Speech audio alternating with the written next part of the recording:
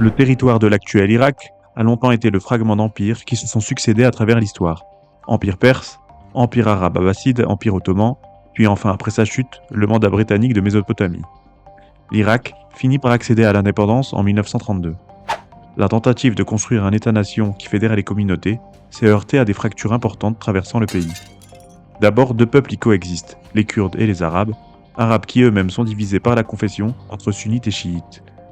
L'Irak a été depuis le départ dominé par les Arabes sunnites, notamment à travers le long règne de Saddam Hussein.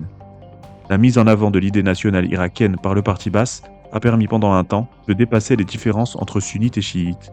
Puis très vite, les tensions sont réapparues et sont considérables aujourd'hui, attisées également par certains pays étrangers.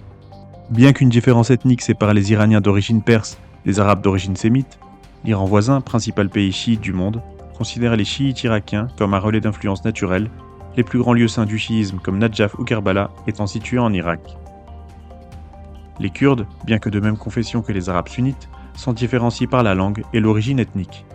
Cette particularité les pousse à vouloir leur indépendance totale, bien qu'ils jouissent d'une relative autonomie, avec un territoire dans les montagnes du nord de l'Irak.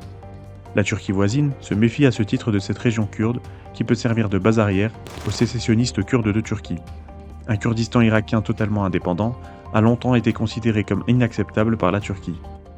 L'opposition entre communautés a une cause également économique. Les sunnites d'Irak, qui représentent 20% de la population, peuplent des régions dépourvues de pétrole. D'où leur hostilité aux intentions autonomistes des chiites et des Kurdes, qui disposent de gisements pétroliers géants. Les Kurdes ont le gisement de Kirkouk et les chiites celui de Bassora. Pour toutes ces raisons, l'Irak reste un pays fragmenté.